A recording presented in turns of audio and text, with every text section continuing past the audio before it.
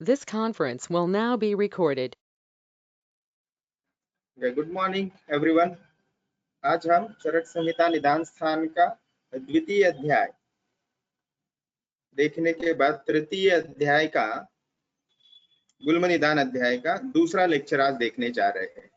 और इसमें सबसे महत्वपूर्ण बात है कि गुल्म स्थिति जो चरकाचार्य बताते हैं वो क्लिनिकल यानी काय चिकित्सा दृष्टि से भी ट्रीट करने वाला व्याधि है, किया जाने वाला व्याधि है, और कभी कभी उसको शल्य चिकित्सा के द्वारा भी क्योर करना आवश्यक हो जाता है।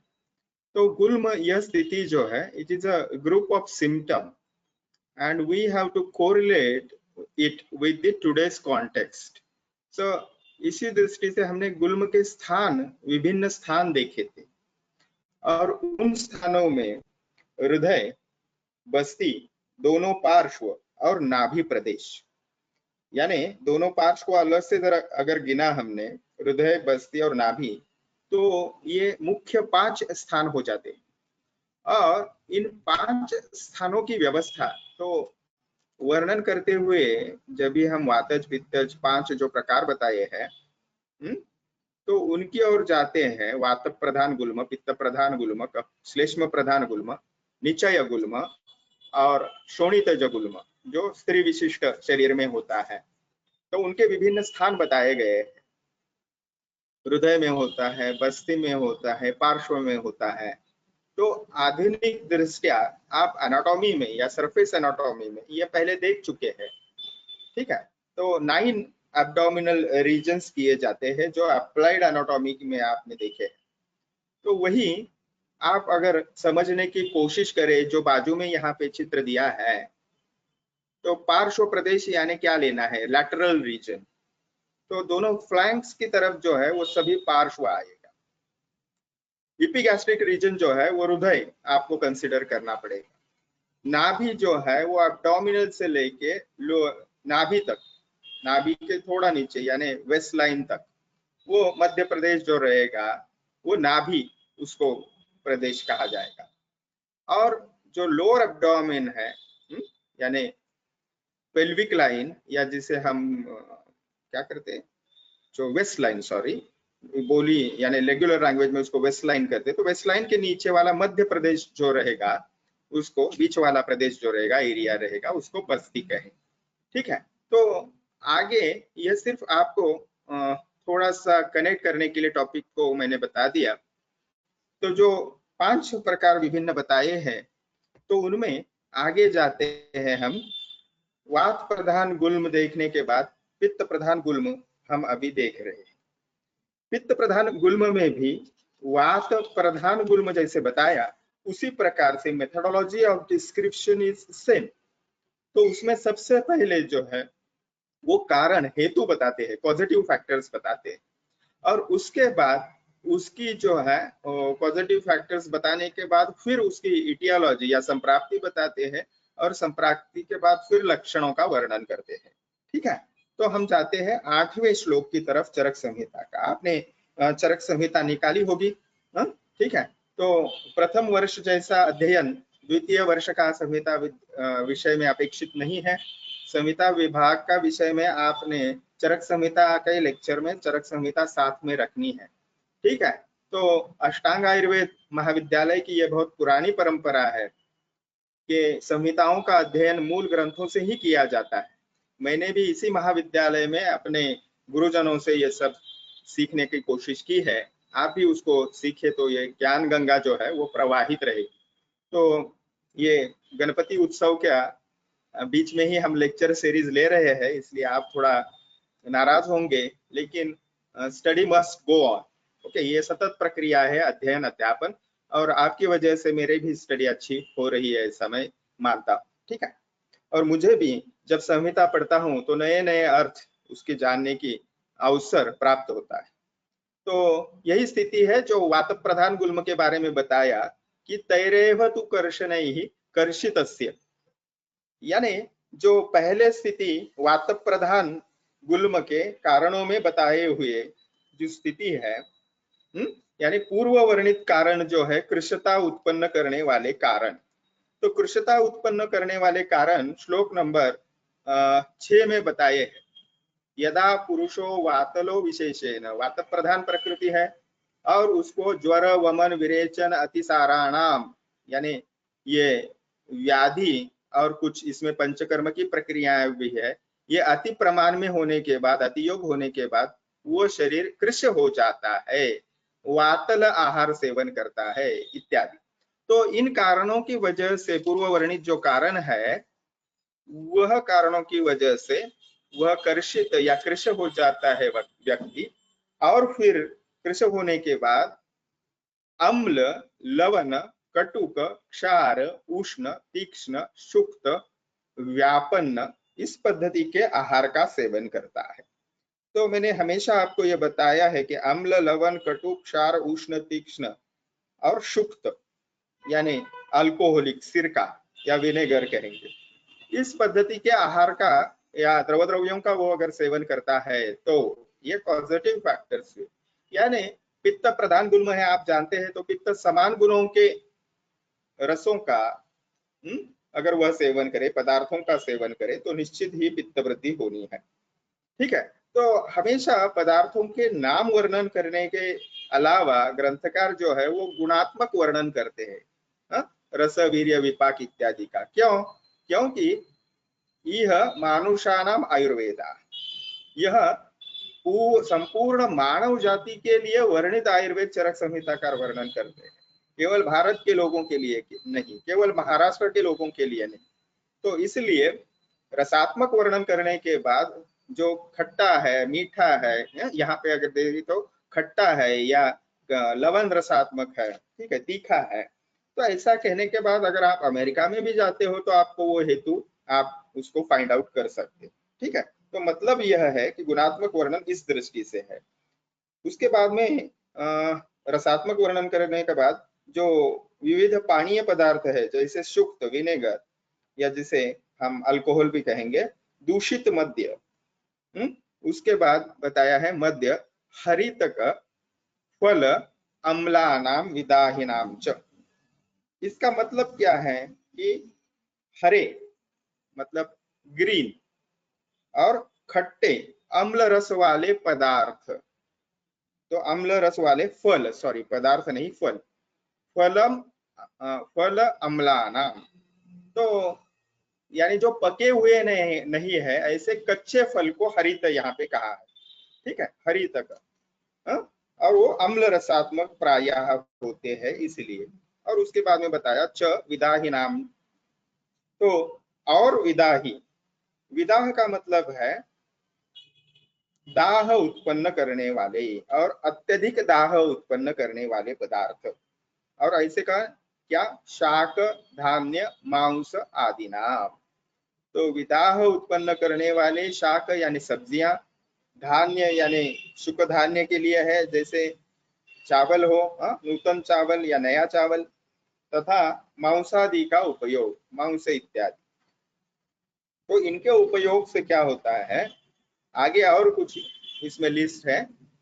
उपयोगात अजीर्ण, यानी अजीर्ण अशनात, यानी अजीर्ण भोजन।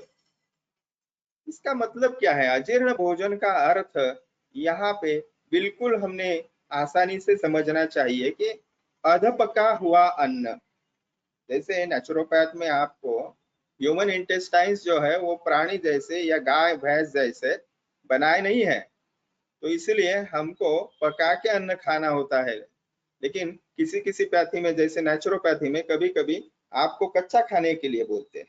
तो अजीर्ण भोजन यानी अधपका हुआ या बिना पका हुआ कच्चा भोजन जो है उसको अजीर्ण अध्यशन ऐसे कहा है, ठीक है। तो यह अर्थ लेना चाहिए, अजीर्णाशन। और अजीर्णाशन के बाद अध्यशन, अध्यशन अलग से समझना है। अध्यशन यानी पहले का खाना पचा नहीं है और आपने नया खाना खा लिया, तो इस स्थिति को अध्यशन कहते हैं, ठीक है। अशन यानी खाना, अध्य तो दोबारा खाना, यानी पहले से। आयुर्वेद में आइडियली क्या करना चाहिए, पहला खाना जो या आपने जो भी खाया है वो पचने के लक्षण उत्पन्न होने के बाद ही पुनः भोजन करना है या कुछ खाना है। तो वो नहीं होने के बाद, वो लक्षण उत्पन्न नहीं होने के बाद भी अगर आप खाते हो तो वो स्थिति हो गई अध्यशन की। तो और कुछ बताया है, रौक्षानुगते। तो इन कारणों की वजह से रौक्षानुगते च आमाशय इति रुक्षण हेतु भी, ऐसे चक्रपाणि दत्त समझाते हैं। यानी क्या, रुक्ष हेतुओं के सेवन में आमाशय भी रुक्ष हो जाता है। गमनम अतिवेलम संधारणम वातातपौच अतिसेवमानस्य पित्तम सह मारुतेन प्रकोपम आपद्यते। ठीक है, तो रुक्षिकृते इति अर्थाः चक्रपाणि दत्त बताते हैं, अथवा और एक अर्थ बताते हैं, रौक्षानुगते च आमाशये सति वमनम सेवमानस्य इति योजनीयम, आमाशय एक देशे संवर्त्य अतिवचनात् पित्तगुल्मस्य कफगुल्मस्य च बस्तीः स्थानं न भवति इति दर्शयति। तो आमाशय एक देशे संवर्त्य इति का अर्थ चक्रपाणि दत्त समझाते हैं, आमाशय के एक भाग में वात अवरुद्ध हो जाता है। और इससे हम क्या जाने, वात एक जगह अवरुद्ध हो जाता है, इससे हमने क्या जानना चाहिए, तो पित्तज गुल्म कफज गुल्म इनका स्थान बस्ती नहीं होता है, यह बताया गया है यहाँ पे। यानी ये जो पित्त गुल्म है, कफ गुल्म है, ये आमाशय प्रदेश में प्रधानतः होते हैं और वो बस्ती में नहीं होते हैं, यह यहाँ पे स्पष्ट किया गया है। और आगे बताया है, नाभिस्तनांतरम जंतो आमाशय इति स्मृता। ये जो मीमांसा अध्याय द्वितीय में व्याख्या बताई है, आमाशय क्या है, तो दो स्तन और नाभि के बीच में जो त्रिकोण में, ट्रायंगल में जो जो अवयव रहेंगे उन सभी को आमाशय कहा है। आपने ये पहले शारीर रचना विषय में देख चुके हैं। आमाशय का अभिप्राय क्या अभिप्रेत है, आमस्य आशय इति, यानी जहाँ पे आम यानी अपक्वान्न है और वो जहाँ रहता है उस स्थान को, आशय को आमाशय कहते हैं। और इसलिए आम का स्थान, ऐसा अर्थ लेने के बाद वात गुल्म का स्थान बस्ती भी हो सकता है, क्योंकि आमाशय का स्थान जो है वो ट्रायंगल जो चरकाचार्य को अपेक्षित सरफेस एनाटॉमी उन्होंने बताई है, उसमें बस्ती प्रदेश भी आता है। इसलिए उसको हमने आमाशय, इस शब्द का अर्थ क्या लेना चाहिए, तो महास्रोत, ऐसा अर्थ लेना चाहिए। ठीक है, और वात गुल्म एव यहाँ पे जो बताया है श्लोक, अतएव तत्र सामान्येन महास्रोत इति कृतम महास्रोतो ग्रहणेन च बस्ती अपि गृह्यते। तो अगर हमने आमाशय शब्दशः लिया, स्टमक ऐसा अर्थ लिया, तो बस्ती स्थान जो वात गुल्म का, पित्त गुल्म का बताया है वह नहीं रहेगा। और इसीलिए चक्रपाणि दत्त स्पष्ट करते हैं कि आमाशय से शंकराचार्य जी को अपेक्षित जो है वो अपेक्षित है, और इसके लिए उसको महास्रोतस ऐसा सामान्य अर्थ उसका लेना चाहिए। और इस अर्थ से ये समझ में आता है कि वात गुल्म जो है वो हृदय बस्तव यानी हृदय और बस्ती में भी हो सकता है। तो दाह, दूय, दूयन आदयाः पित्त वेदना विशेष असकृत व्याख्याताः दबतुः धक धक इति लोके कथ्यते। तो ये तो आगे के जो लक्षण है, पित्तम सह मारुतेन प्रकोपम आपद्यते, तो आगे जो लक्षण बताए हैं पित्त गुल्म के, उसके बारे में यहाँ पे ग्रंथकार हमें चक्रपाणि दत्त उसका अर्थ प्रतिपादित करते हैं, वो हम बाद में देखें। ठीक है, तो जैसे तत्प्रकुपितम मारुतम आमाशय एक देशे, ये जो उसकी संप्राप्ति आगे बताएंगे, तो उसमें जो विविध वेदनाएं बताई है, उसमें दह्यते, दूयते, धूम्यते, इस प्रकार के 9वें श्लोक में वेदनाओं का या लक्षणों का स्वरूप बताया है। उसका यहाँ पे चक्रपाणि दत्त विवेचन करते हैं कि दाह, दूयन, ये जो आदि, ये जो है ये पित्त वेदना विशेष है, यानी पित्त प्रधान जो स्थिति है उसके लिए बताया है। दवतु शब्द से जो पाल्पिटेशन, धक धक, जो हार्ट बीट्स बढ़ते हैं, ऐसा अर्थ लेना चाहिए। लोके कथ्यते, यानी जो सामान्य भाषा में लोग वर्णन करते हैं उसको भी एज अ रेफरेंस यहाँ पे चक्रपाणि दत्त लेते हैं। ठीक है, तो इस प्रकार से आमाशय में केवल यानी केवल स्टमक में ऐसा अर्थ नहीं लेना चाहिए।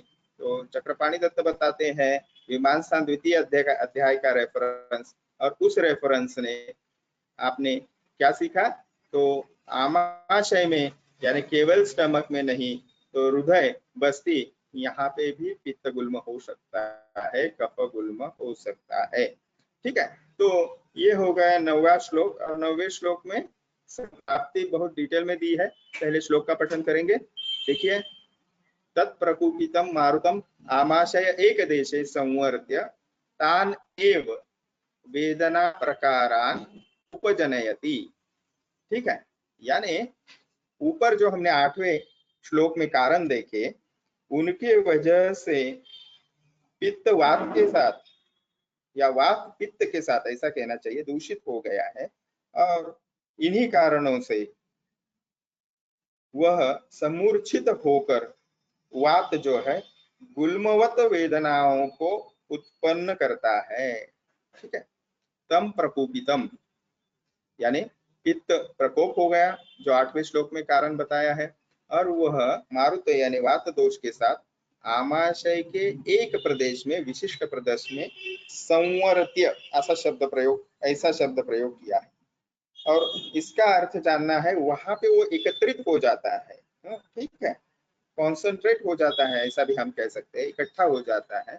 और तान एव, और इस घटना से क्या क्या होता है, वेदना प्रकारान उपजनयति, तो विविध वेदनाओं को उत्पन्न करता है। यह उक्ता वात गुल्म में, जो वात गुल्म में पहले कथन कर चुके हैं।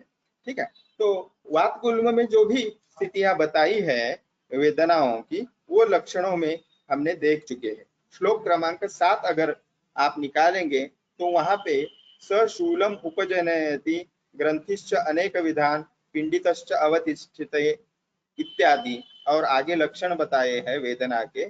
सह मुहु आधमति मुहु अत्यल्पम मुहु अल्पत्वम आपद्यते अनियत विपुल अनु वेदना इत्यादि। तो ये लक्षण तो उसमें होंगे। और क्योंकि इस व्याधि का मूल ओरिजिन जो है या योनि जो है इस व्याधि की, वो पित्त वात है, और यहाँ पे पित्त एसोसिएटेड है। तो वात गुल्म के तो लक्षण उसमें होने ही है जो बताए हैं 7वें श्लोक में।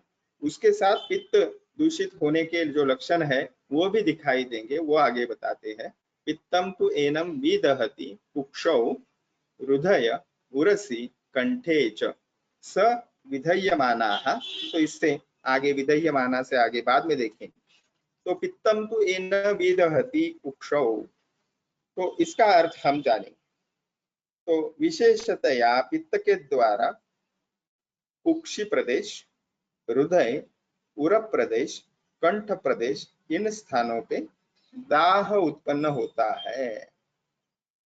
ठीक है, स धूमम इव स विधयमानाः, तो दाह उत्पन्न होने के बाद उस व्यक्ति को कैसे प्रतीत होता है, स धूमम इव उद्गारम उद्गिरति अम्लान्वितम, इस प्रकार से। तो उस विदाह युक्त पुरुष को धूम आ रहा है मुख से, ऐसे उद्गार यानी डकार आते हैं।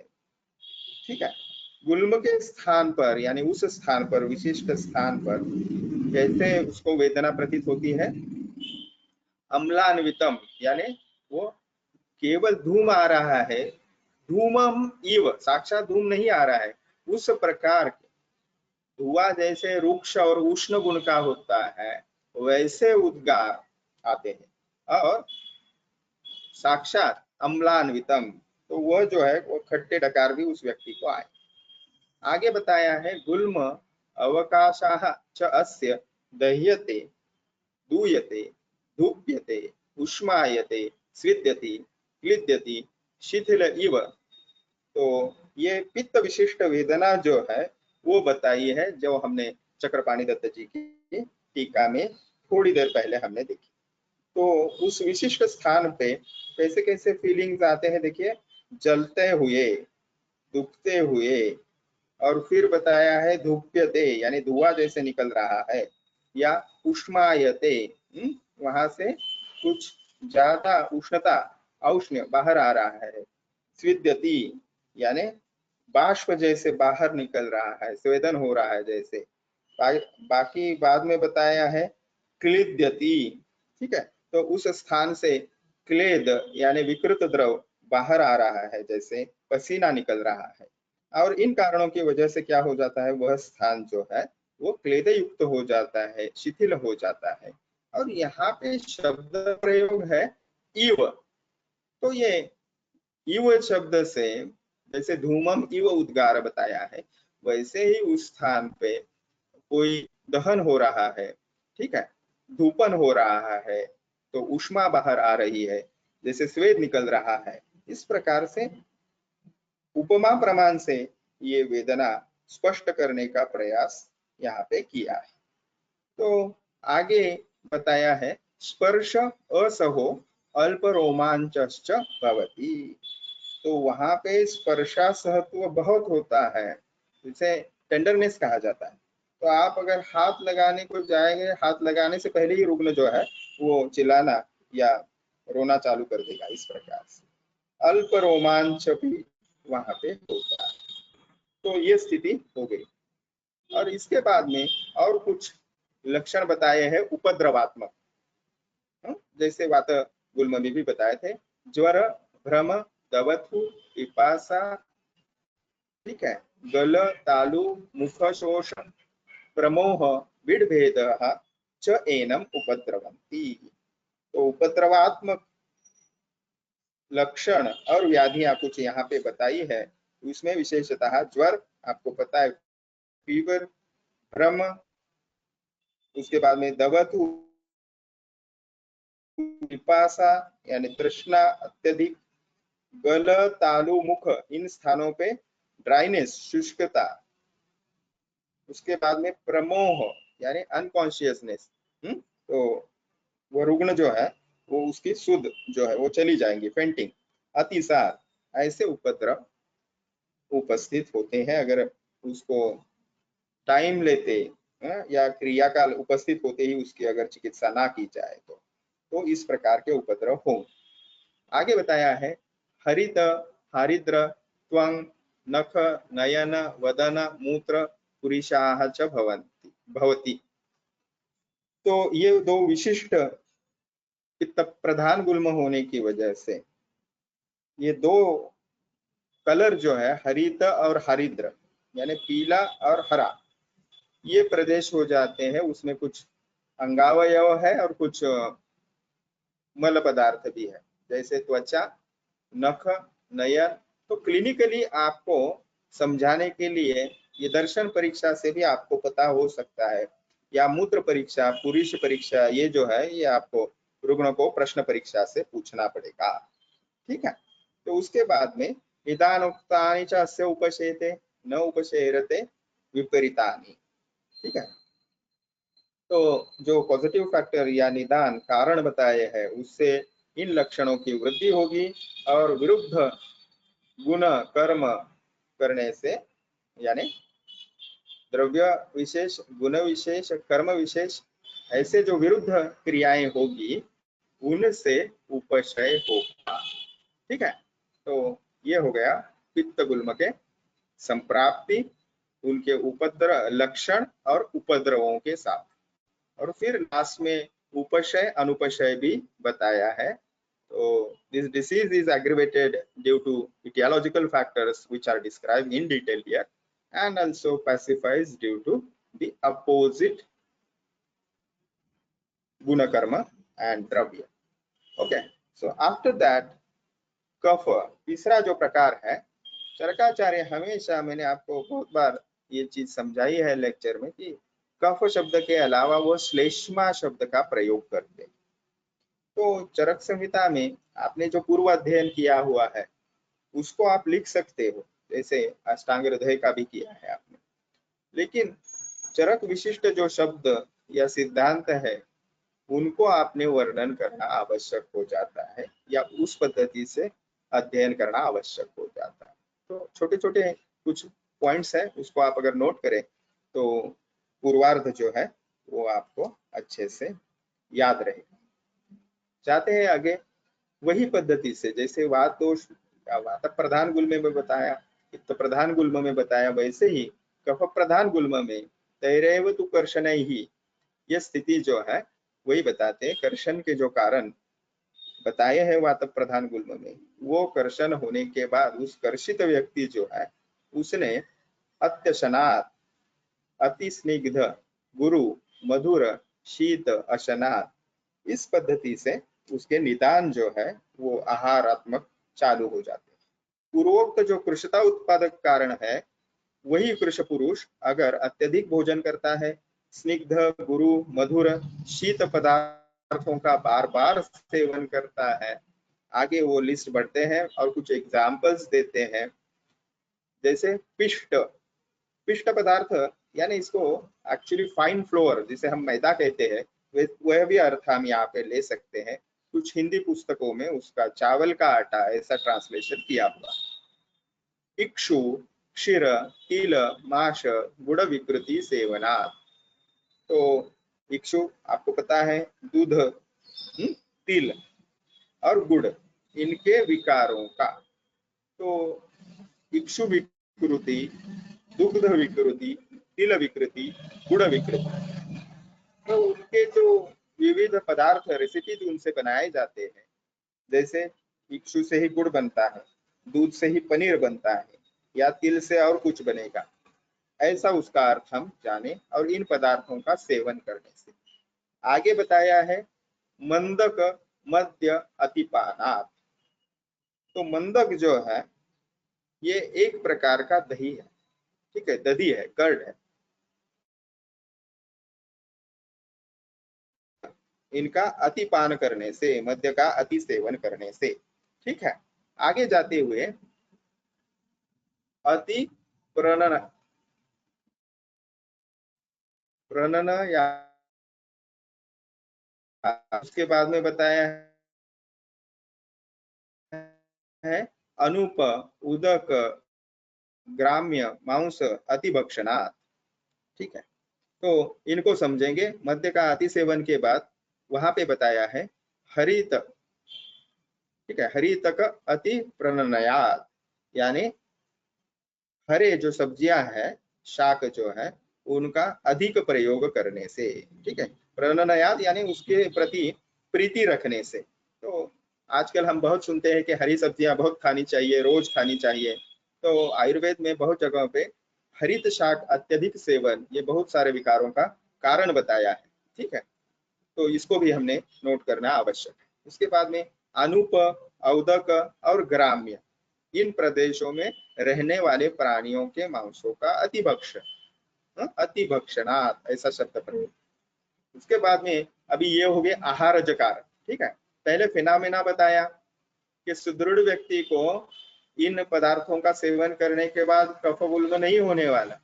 तो कैसा है, जिसका कर्षण हुआ है वो कर्षित है, और किन कारणों से कर्षित कर्षण उसका होता है, उसका उल्लेख वात गुल्म के पॉजिटिव फैक्टर्स में पहले ही कर चुके हैं। और उस व्यक्ति ने फिर ये आहारीय कारण दिए, उसमें भी अन्न पदार्थ, पान पदार्थ, ऐसा विभाजन आप कर सकते हो। और उसके बाद फिर जो है वह विहारज कारण बताए हैं या बिहेवियर थिंग्स बताई है, जैसे संधारणात् यानी अधारणीय वेगों का धारण करना, अबुभुक्षस्य च अति प्रगाढ़म उदपानात्, यानी बिना क्षुधा यानी भूख नहीं लगी है फिर भी भोजन वह व्यक्ति करती है, अत्यधिक मात्रा में प्रगाढ़म उदपानात्, यानी ज्यादा उदक का पान करता है, प्यास नहीं है फिर भी पानी पीने की आदत बहुत सारे लोगों को होती है। तो पानी भी मुख से जो जो पदार्थ हम लेंगे उसका पचन होना आवश्यक हो जाते हैं, और इसीलिए अत्यंबुपान जो है वो बहुत सारे व्याधियों का कारण बताया है, यहाँ पे कफज गुल्म का है, ठीक है। तो प्रमेय में भी अत्यंबुपान एक हेतु है, या उससे कफ की विकृति या कफ की विकृत कफ की वृद्धि होनी है, उस वजह से बहुत सारे विकार भी उससे और कुछ हो सकते हैं, ठीक है। इसके बाद में वा शब्द से अथवा ऐसा लेना चाहिए। शरीरस्य श्लेष्मा सह मारुतेन प्रकोपम आपद्यते। और इन कारणों से शरीर में क्या होता है, संक्षोभनात् वा या संक्षोभ से, यानी शरीर में शोभ उत्पन्न करने वाले जो कार्य रहेंगे वो सभी करने से। शोभ कैसे उत्पन्न होगा, जैसे हमने पहले लेक्चर में चर्चा की थी कि वाइब्रेशंस अत्यधिक है ऐसे मशीनरी पे अगर कोई काम कर रहा है, जैसे जेसीबी, पोकलैंड इत्यादि इंस्ट्रूमेंट्स आपने देखे होंगे रास्ता बनाते वक्त, तो उससे शरीर में क्षोभ उत्पन्न होता है और उस कारणों की वजह से वात दोष कफ के साथ प्रकोपित हो जाता है। ठीक है, श्लेष्मा सह मारुतेन प्रकोपम आपद्यते। तो चक्रपाणी दत्त टीका यहाँ पे 10 और 11वें श्लोक में इकट्ठा दी है, तो कुछ उसमें बहुत डिटेल्स नहीं है। तो यहाँ पे श्लेष्म गुल में अबुभुक्षस्य इति अबुभुक्षितस्य अतिसुहितस्य इति वा पाठः, यानी बहुत कम टीका यहाँ पे लिखी है, आवश्यकता नहीं है क्योंकि विषय स्वयं स्पष्ट है। इस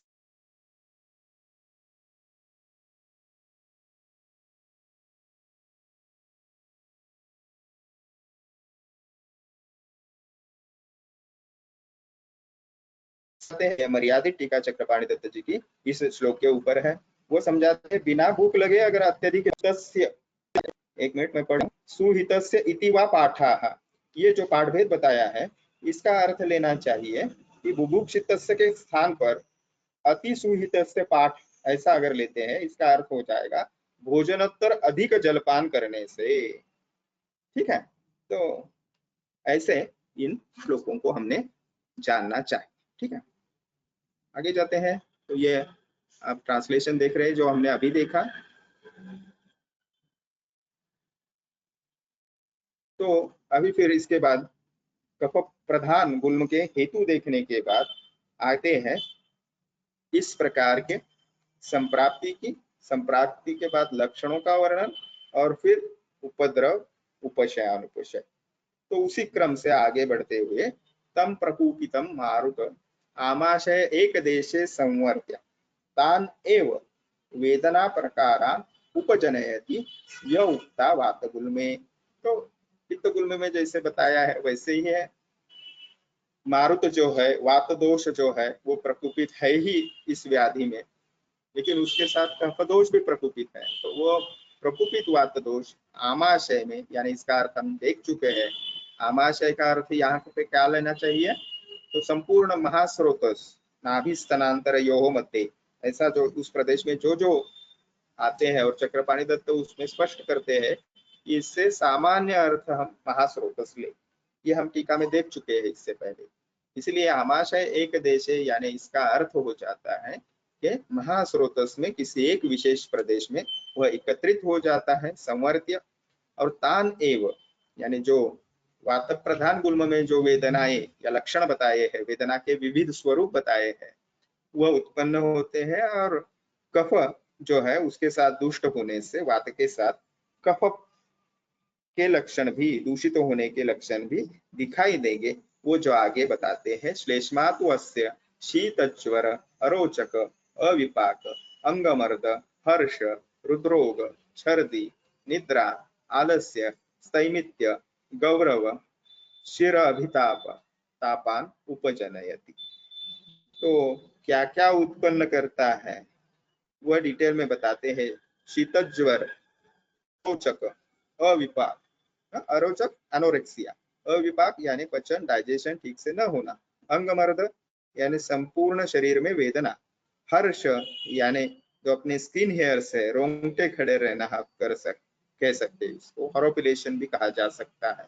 उसके बाद बताया है रुद्रोग, हृदय के विविध व्याधि, छर्दी, वॉमिटिंग हो सकती है, अति निद्रा, तो सामान्य निद्रा नहीं है, निद्राधिक ऐसा जानना चाहिए इसको, आलस्य, ये मैंने समझाने की आवश्यकता नहीं, स्थैमित्य, तो स्थैमित्य इस शब्द से स्थिमितता जाननी चाहिए। ठीक है, आगे है गौरव, जड़त्व महसूस होता है, और फिर शिरो अभिताप यानी शिरशूल इत्यादि। लक्षण उसमें उत्पन्न होते। अपि च गुल्मस्य स्थैर्य गौरव काठिन्य अवगाढ़ सुप्तता। तो ये जो गुल्म एक विशिष्ट प्रदेश में रहेगा, वहां पे स्थैर्यता, वो कफ दोष दुष्ट होने के वजह से कफ के जो गुण है वो अत्यधिक गुण की वजह से स्थैर्यता, यानी जो वात गुल्म का स्थान बदलता रहता है, वैसे कफ गुल्म का स्थान बदलेगा नहीं, वो एक ही स्थान पे रहेगा, स्टेबिलिटी उसमें रहेगी, गुल्म का स्थिर होना, ऐसा इससे जाने हम। भारीपन, गौरव काठिन्य, तो भारीपन यानी गुरुता, उसमें हेवीनेस, काठिन्यता तो हार्डनेस। अगर आप उसको उस लंप को, हमने जाना है पहले ही इंट्रोडक्शन में कि गुल्म को इन जनरल हम एज अ एब्डोमिनल लंप, इस पद्धति से इसको पहले प्राथमिक स्थिति में देखेंगे, और फिर ये एब्डोमिनल लंप जो है वो उसका स्थान बदल रहा है, उसके साथ एसोसिएटेड सिम्टम्स क्या है, उसके डिटेल्स में जाते हुए हम इसको और जानने की कोशिश करें। ठीक है, तो काठिन्यता, अवगाढ़ता, यानी इस अवगाढ़ शब्द से हमने इसको बहुत डीप या धातुओं के अंदर तक, गंभीर धातुओं तक ऐसा जानना चाहिए। सुप्तता, तो सुप्तता को जाने, नम्बनेस, यानी वहां पे स्पर्श का विशिष्ट जो ज्ञान होना चाहिए वो नहीं रहता है, तो उसको नम्बनेस अंग्रेजी में कहेंगे। इसके बाद और कुछ लक्षण बताए हैं। कास श्वास प्रतिशाया राजक्ष्माणं च अति प्रवृद्धाः। तो इसमें कास, श्वास, कास कफिंग, श्वास अस्थमा जैसे सिम्टम, प्रतिशाय राइनाइटिस और राजयक्ष्मा जैसी व्याधियां बढ़ी हुई मिलती है। तो इस श्लोक के ऊपर मैंने मेरे ख्याल से कुछ चक्रपाणि दत्त प्रकाश डालते हैं, वो बताते हैं यदि अपि राजयक्ष्मा त्रिदोषजाः तथापि कफगुल्म एव रोग महिम्ना अजनित दोषत्रयेन जन्यत इति बोधव्यम। यानी राजयक्ष्मा ये त्रिदोष जो व्याधि है, इसकी राजयक्ष्मा की योनि जो है वो त्रिदोषज है, तथापि वो स्पष्ट करते हैं यहाँ पे वात और कफ दो ही दोष विकृत है, लेकिन कफगुल्म की रोग महिमा, यानी इस व्याधि का वैशिष्ट्य इस पद्धति से जाने कि इसमें गंभीर होने के बाद, ये व्याधि पुरानी होने के बाद इसमें राजयक्ष्मा भी उत्पन्न हो सकता है। और फिर उसी पद्धति से बताया है कि त्वचा, नख, नयन, वदन, इन स्थानों पे श्वेतता, अत्यधिक सफेद वर्ण का होना, श्वेत वर्ण का होना, और फिर मूत्र पुरुष जो है, इन मलों को भी वो श्वेत्य आ जाता है। और फिर उपशय अनुपशय उसी पद्धति से है जैसे वात, पित्त और कफ गुल्म में हमने पित्त गुल्म में देखा था कि निदानोक्तानि च अस्य उपशय और विपरीतानि, तो अनुपशय निदानोक्त जो है उससे और विपरीत से उपशय। ठीक है, इति श्लेष्म गुल्माः। तो यहाँ पे श्लेष्म गुल्म जो है वह हम समाप्त करते हैं। आगे त्रिदोषज गुल्म के लक्षण बताए हैं, तो वह बहुत स्पष्टता से और संक्षेप में बताए हैं। त्रिदोष हेतु लिंग सन्निपाते तु सान्निपातिकम गुल्मम उपदिशन्ति कुशलाः। यानी त्रिदोष गुल्म के जो लक्षण है वो सन्निपात स्वरूप लेने चाहिए, यानी त्रिदोषज हेतु पॉजिटिव फैक्टर्स भी तीनों दोषों के होते हैं, कारण जो है और लक्षण जो है उनका भी सन्निपात यहाँ पे हमें दिखाई देता है, और सन्निपातज गुल्म इस पद्धति से होता है। तो बहुत संक्षेप में बताया कि तीनों दोषों के दूषित करने वाले जब कारण घटेंगे और लक्षण भी उसी स्वरूप के होंगे तो उसको सन्निपातिक गुल्म कहा जाएगा। और फिर गुल्मम सान्निपातिकम गुल्मम उपदिशन्ति कुशलाः, ऐसा विद्वानों का अभिमत है, उपदिशन्ति। तो ये कुशल वैद्य जो है उस वक्त के जो बहुत सारे एक्सपर्ट क्लिनिशियंस होंगे उनका ये ओपिनियन है, ऐसे हमें चरकाचार्य बताते। स विप्रतिषिद्ध उपक्रमत्वात् असाध्यो निचय गुल्माः। तो सान्निपातिक गुल्म ही निचय गुल्म है। निचय गुल्म शब्द का प्रयोग बिल्कुल पहले दूसरे श्लोक में किया है, हाँ? तो निचय गुल्म जो है वह विशेषतः वातादि दोषों के एक दूसरे के विरुद्ध उपक्रम होने की वजह से असाध्य होता है। तो चक्रपाणी दत्त जी की इसके ऊपर बहुत टीका देखिए आप, वो आसानी से समझ में आएगी। विप्रतिषिद्ध उपक्रमत्वात् इति परस्परम वातादि विरुद्ध उपक्रमत्वात्। तो इससे क्या जाने हम, वातादि दोष जो है आपस में विरुद्ध चिकित्सा होने से, जैसे आप अगर वात की चिकित्सा जो है वो मधुर अम्ल लवण रसों से करते हैं तो इससे क्या हो जाएगा, कफ की वृद्धि हो जाएगी। और कफ की चिकित्सा अगर आप कटु तिक्त कषाय रसों से करोगे तो क्या होगा, इससे वात की वृद्धि हो जाएगी। और पित्त की चिकित्सा अगर आप तिक्त कषाय मधुर रसों से करते हो तो इससे कफ और वात दोनों की वृद्धि हो जाएगी। इस पद्धति से यह विप्रतिषिद्ध उपक्रम हो जाता है और इस कारणों से उसको असाध्य जो है वो होता है। तो विरुद्ध उपक्रम जो है इसमें हो नहीं पाता और इसलिए निचय गुल्म जो है वो असाध्य है। ठीक है, तो आपके अगर प्रश्न है तो उसको चैट बॉक्स में डालते जाइए। आगे जाएंगे तो विशेषतः आगे शोणित गुल्म हमें देखना है। अगर हमें समय मर्यादा नहीं है तो इसको हम आज देखने की कोशिश करें। ठीक है, तो हमारे पास पर्याप्त समय है तो हम आगे जाते हैं। तो विशेषतः शोणित गुल्म जो है, जिसे रक्त गुल्म भी कहा जाता है, यह विशेषतः स्त्री विशिष्ट शरीर में है, पुरुष शरीर में नहीं होगा यह, क्योंकि अवयव विशेष में गर्भाशय में यह होने वाला है। तो शोणित गुल्मा तो खलु स्त्रिया एव भवति न पुरुषस्य। तो गर्भाशय जो है वो केवल स्त्री शरीर में होता है और आर्तव आगमन की विशेषता होने के कारण से वो जो है केवल स्त्री शरीर को होगा। शोणित गुल्मस्तु खलु स्त्रिया एव भवति न पुरुषस्य। तो वह स्त्रियों को होने वाला है न कि पुरुषों को। तो इस 13वें श्लोक में बहुत स्पष्टता से हमें ग्रंथकार ये बता देते हैं आगे, गर्भकोष्ठ आर्तव आगमन वैशेषात्। क्योंकि आशय या कोष्ठ भी कहते हैं, आशय को सिनोनिम है, तो गर्भाशय। तो आशय के ऊपर अगर आप प्रथम वर्ष में नहीं समझे हैं तो एक हमारे आयुर्वेदीय शारीर के एक व्याख्यान भी आपका डला हुआ है यूट्यूब पे मेरा, वो आप देख सकते हैं। तो गर्भ आशय या कोष्ठ आशय, गर्भ कोष्ठ या गर्भ आशय, ये जो है वो पुरुष में नहीं होता है। और आर्तव आगमन, ये दो कारण होते हैं। ठीक है, गर्भाशय का होना और आर्तव आगमन, यानी आर्तव की जो प्रक्रिया है मासी मासी रजस स्त्री नाम, वह प्रक्रिया केवल स्त्री शरीर में होती है। आगे और कुछ कारण बताए हैं, पारतंत्र्यात अवैशारद्यात, यानी परतंत्र होने के कारण, और शिक्षित न होने के कारण।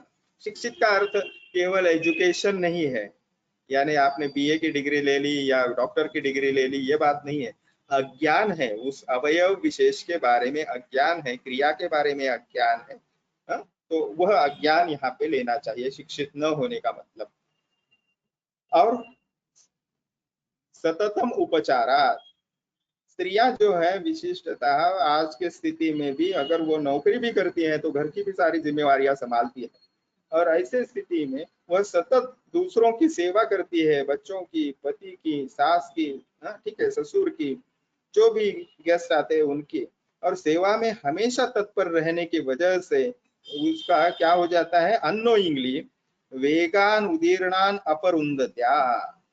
तो उदीर्ण वेग जो है उसके धारण किए जाते हैं, जो वात प्रकोप का प्रधान कारण। आगे बताया है आम गर्भे, यानी आम गर्भ का स्राव हो जाता है, अथवा आगे बताया है अपि अचिर प्रजातया, यानी प्रसूति के तत्काल बाद। तो आम गर्भ का स्राव या अचिर प्रजातया, इसका मतलब तो मुझे तो जो जान पड़ता है वह अगर देर से प्रसूति होती है तो। ठीक है, आगे बताया है ऋतुवा, यानी ऋतुकाल में वात प्रकोप आहार सेवन अगर उस स्त्री ने किया तो वात की प्रकोप जो है वो शीघ्र हो जाता है। वात प्रकोपनानि असेवमानायाः क्षिप्रम वातः प्रकोपम आपद्यते। तो शोणित गुल्म से जो है हमने क्या जानना चाहिए रक्त गुल्म से, आज की भाषा में उसको अलग अलग हम ट्रांसलेशन कर सकते हैं। उसका एक ट्रांसलेशन हम फाइब्रॉइड ऐसे भी कह सकते हैं, एडिनोमायोसिस कह सकते हैं उसको, डिफरेंट काइंड ऑफ ट्यूमर्स, जैसे सब म्यूकोजल फाइब्रॉइड है, कोई मायोमेट्रियम में हो जाता है, कोई इंडो सर्वाइकल रीजन में हो जाता है। तो ये जो आकृति दी है आपको स्लाइड में वो समझने के लिए दी। तो इसके ऊपर बहुत विस्तार से चक्रपाणि दत्त जी टीका लिखते हैं और वह हमें समझाने की कोशिश करते हैं कि शोणित गुल में स्त्रिया एव इति वचनात् एव न पुरुषोस्य लब्धते। ऐसा उसका अर्थ बताते हैं कि शोणित गुल्म जो है, रक्त गुल्म जो है, वो स्त्रियों को ही होता है। इस वचन के द्वारा यह गुल्म पुरुष में नहीं होता, यह अर्थ प्राप्त होता है। न पुरुषस्य, ऐसा जो यहाँ पे पद आया है वह प्रयोग अर्थ को विशेष व्यक्त करने के लिए है, क्योंकि गर्भपोष्ठ तथा आर्तव आगमन स्त्रियों में होने से रक्तगुल्म भी इन्हीं में होता है। इस प्रकार आर्तव अवरोधोजन्य रक्तगुल्म पुरुष में नहीं होता है। जब रक्त दूष्टि के कारण सामान्य गुल्म में होता है, जैसे वहां पे श्लोक भी दिया है चरक चिकित्सा स्थान 5वें अध्याय का, कफो वाते जित प्राये, कफो वाते जित प्राये पित्तम शोणितम एव च यदि कुप्यति वा तस्य क्रियमाणे चिकित्सिते इत्यादि। तो हेतुओं के साथ विशिष्ट हेतु भी है और विशिष्ट स्थिति अवयव विशेष भी है, जिसे गर्भकोष्ठ या गर्भाशय भी कहा है। ठीक है, तो इस रक्त गुल्म या शोणित गुल्म जो पांचवा प्रकार है वे थोड़ा विस्तार से जानना आवश्यक है और इसी को हम हमारे नेक्स्ट लेक्चर में जरूर इसके और जानेंगे। ठीक है, इसके और जाएंगे। दोबारा ये जो श्लोक क्रमांक है, विशेषतः इससे पहले जो हमने देखा जिसकी अब टीका अभी देख रहे थे, इसको और थोड़ा डिटेल में हमने अगर संक्षेप किया तो आपको वो ठीक से ध्यान में नहीं आएगा। तो 13वें श्लोक का आगे का जो व्याख्यान है वो हमारे नेक्स्ट लेक्चर में हम लेंगे। ठीक है, धन्यवाद। अगर आपके कुछ प्रश्न हैं तो उनको 10 मिनट में लेते हैं।